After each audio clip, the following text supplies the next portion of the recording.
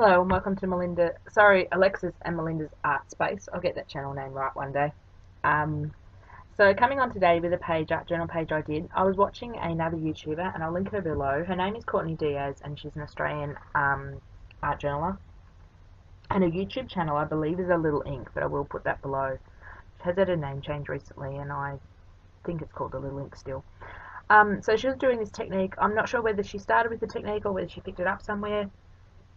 But go watch her video for some more information. So I'm using my new PBO watercolours that I got a few weeks ago. I'm using them in my altered art book, which is basically an old novel that I've glued 4 pages together and removed some of the pages. The book is now falling apart, so I'm trying to use up the last few pages in the book so I can finish it. I will have a video coming up on what I've learned about using altered and recycled books in the last 12 months and some tips that I didn't know that would be handy. So that's an upcoming video. Back to this one. So just basically wetting the watercolours and putting blobs of colour everywhere. These pages aren't gessoed, so you can see the writing underneath. So this is soaking in and not moving as much as I'd like it to. But it still works. As I said, trying to use up these journal pages so I can move on to another altered book and kill another book. So just giving it dry with the heat gun. But I didn't do the whole page because I basically knew that these are the 3 areas where I was going to draw in. So you grab some watercolours, or you could do it with acrylic paint, you could do it with markers, basically anything that's bright. And you basically just lay down a haphazard rainbow of colours. You don't need to put the colours in any particular spot. And the next step is to actually take a water-resistant or waterproof pen and doodle some flowers. Now, if you're not confident in hand doodling, I've been hand doodling for quite a while, and I like the look of the messy, not so even flowers. Grab a stencil and stencil your flowers, or print out some inspiration from the computer, from Google or Pinterest, of different designs of flowers. So I've decided I want one big flower on this side of the page. So I'm just doodling and sort of adding the flowers where I want them. It doesn't matter if my flower goes off the page onto a piece of unpainted wordy paper, I've still got the words there. I quite like the words in the background. It adds a bit more texture. If you don't have a page with words on it to start with, you could always add some black stamping to give it a bit more texture as well. I believe Courtney was doing hers on gridded cards, which look really cool as well. So you could do it in a gridded notebook, or you could do it on an art journal page with a little bit of background in. So I have sped this video up 3 times its speed, so I don't have to you don't have to sit through me doodling and doing all my flowers. So just freehanding. The one down the bottom sort of just turned into more of a starfishy flower, which I like. I did put some leaves on the left hand side, which I actually do take some of them off because I didn't like them. So the next step is actually very forgiving if you make mistakes. So if you make a big mistake and you put a bit of the flower down like the leaves and you don't like it, the next step will actually take them away. So just adding different things that I like on the art journal page. A bit tired today. Alexis had me up wee hours of the morning last night. She's now sleeping. Little Tyke's not been well again.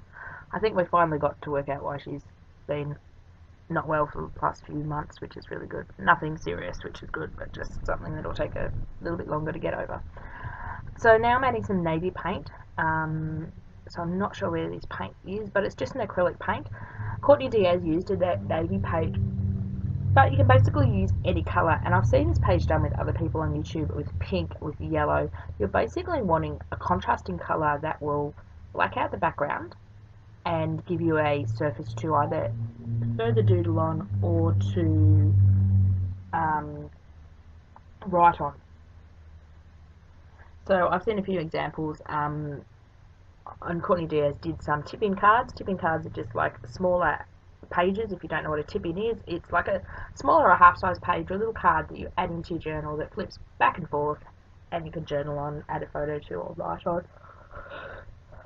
So I actually cut out here and go finish this off film because it does take quite a while. Bang! Look! Magic of television.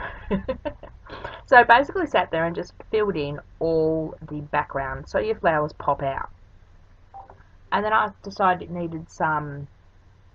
Sorry if you need buzzing in the background, my phone is going silly with Facebook and YouTube messages. So now I decided, I grabbed my white jelly roll pen and waited for the paint to completely dry, so you must let the paint completely dry. And you're wanting a paint that doesn't have a satin or a gloss finish, because then your pens go over a bit better. So this is actually a jelly roll pen. I'm just trying to look for the pen. I don't know where it is. My desk is messy and I need to clean it up. No, can't locate it. This pen, it's sort of running out. It sort of doesn't draw a solid white line. It sort of draws two smaller white lines with still the colour showing through.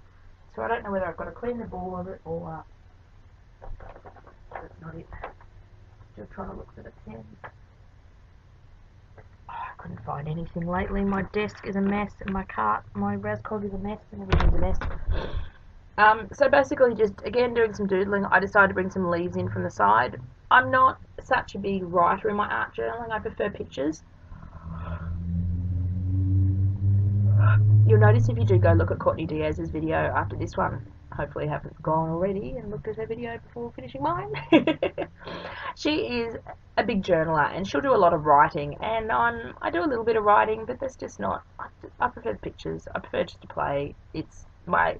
art journals are my happy place, just to go and play when I feel like it. This is a great exercise to do when you feel like getting messy and feel like playing but don't really know what you want to do. So you can just have fun putting some paint down on the page and then doodling some flowers. Is that yawning again? Seriously, I do not yawn until I sit down and do a video. I think I'm allergic to my computer, I swear.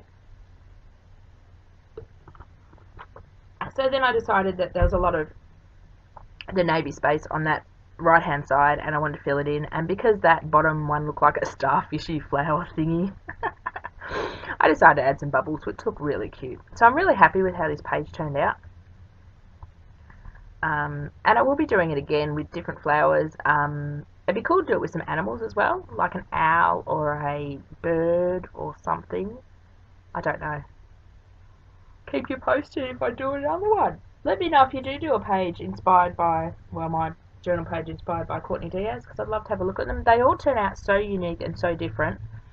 I've seen a few of them in... Courtney Diaz also has a Facebook group, or the link has a Facebook group, and I'll link her channel, I'll link the Facebook group as well below, so if you want to go check it out. So a lot of people have posted just snapshots and photos of what they've done, which is really cool.